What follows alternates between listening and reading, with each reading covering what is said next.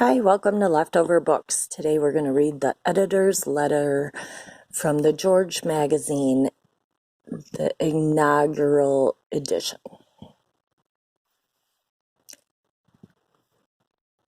If, as some historians suggest, Americans renew their passion for politics every 30 years, perhaps this reawakening is due less to changes of heart than to changes in how the elected communicate with the electorate. During the 30s, radio brought FDR's fireside chats into the homes of a nation frightened and worried by the Depression. In 1960, the Nixon-Kennedy debates ushered in the television age of politics. 30 years later, during the 1992 election, the means by which politicians defined themselves changed yet again. During that presidential campaign, candidates supplemented their frenetic tours from city to city with satellite feeds that hooked them into 10 to 15 local markets at a time. When Bill Clinton and Al Gore climbed aboard a bus and rode through towns like Corsicana, Texas, and Parrott, Georgia, places that hadn't seen a presidential candidate since World War II, I watched along with millions of others from across the country as the spectacle was beamed back to us in a microsecond. Empowered by technology and emboldened by a desire to take their case directly to the people, politicians broke all the old rules. Clinton played his sax on Arsenio Hall. George Bush appeared on MTV, and Ross Perot shocked us all by announcing his candidacy live on Larry King. Over dinner one evening during the early months of the Clinton administration, my partner Michael Berman and I noted that friends who had never turned an eye towards things political were suddenly taking notice of the new faces coming to power in Washington. Whether it was because of who they were or how they were covered, these new personalities were proving fascinating to a freshly engaged public. Since that time, the trend has only accelerated. Political figures are increasingly written about as the personalities and pop icons that they have become. Politics has migrated into the realm of popular culture, and folks cannot turn away. That's not to say the prospects for a successful political magazine were encouraging when Michael and I started developing the idea for George 2 years ago.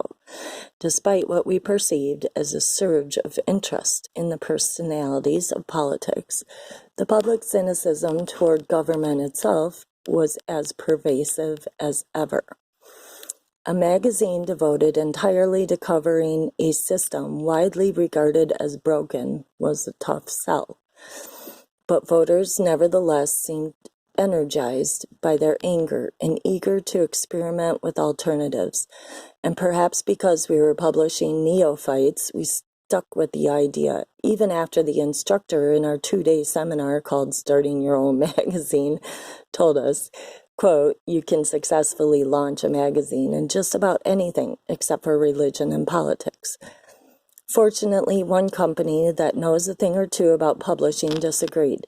After 14 months of dubiously successful fundraising, we brought our idea to the public at Hatchet Philpatchy, and from the start, they recognized its viability. Today, they are our partners in this venture. All along the way, the question we never stopped being asked was, why create a magazine about politics? We believe that if we can make politics accessible by covering it in an entertaining and compelling way, popular interest and involvement in the process will follow.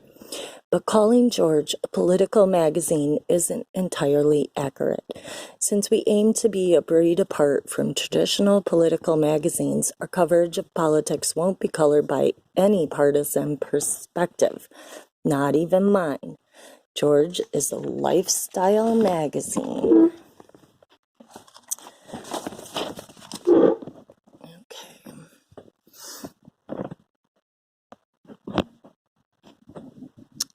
Politics at its core, illuminating the points where politics converges with business, media, entertainment, fashion, art, and science.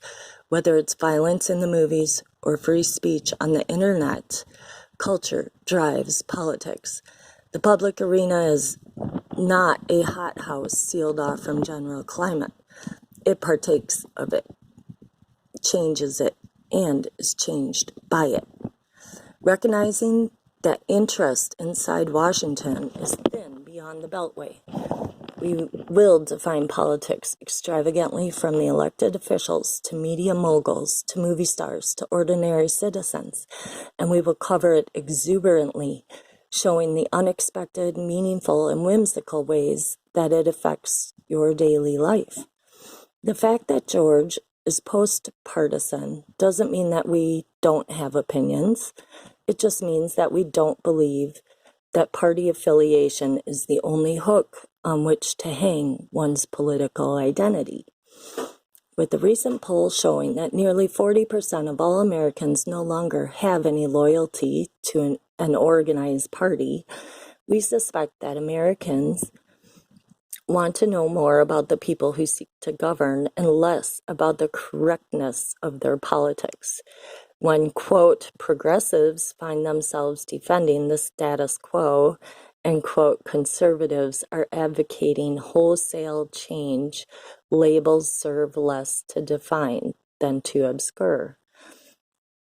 In George, you will hear all the voices in today's political dialogue because we learned from last November's midterm elections, today's opposition can become tomorrow's ruling party. We approach politics as you might, as skeptical consumers, for whom efficacy is at least as important as party loyalty. And if we can do just one thing at George, we hope it's to demystify the political process, to enable you to see politicians not just as ideological symbols, but as lively and engaging men and women who shape public life. As a long-life spectator of the giant puppet show that can turn public people into barely recognizable symbols of themselves, I hope we can provide something more useful.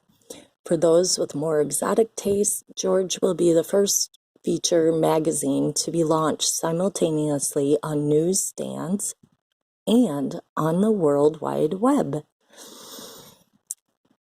Our website will offer readers the opportunity to converse with one another and discuss the magazine and politics in general as we serve as a resource guide for particular issues.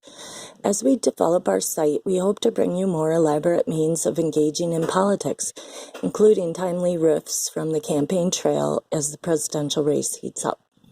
So that's George. We hope you enjoy reading as much as we've enjoyed creating it. It's the first of its kind. Like Founding Father George Washington, its namesake, we've set out to make a magazine about politics in which the images are compelling as the prose, where you might find something to feed your enthusiasm, spark your curiosity, or even ease your dissatisfaction.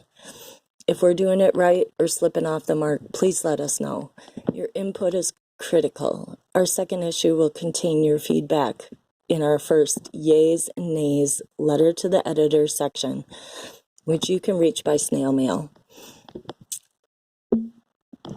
We hope you'll be informed, provoked, and entertained, but mainly we hope you'll get involved because, as a wise man once said, politics is too important to be left to the politicians.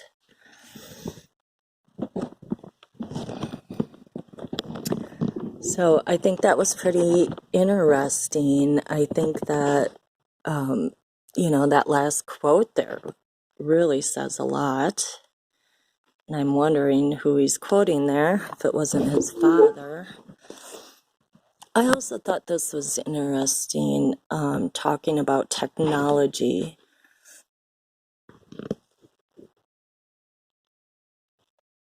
So let me know what you think in the comments below. Thank you for watching. Please like, share, and subscribe.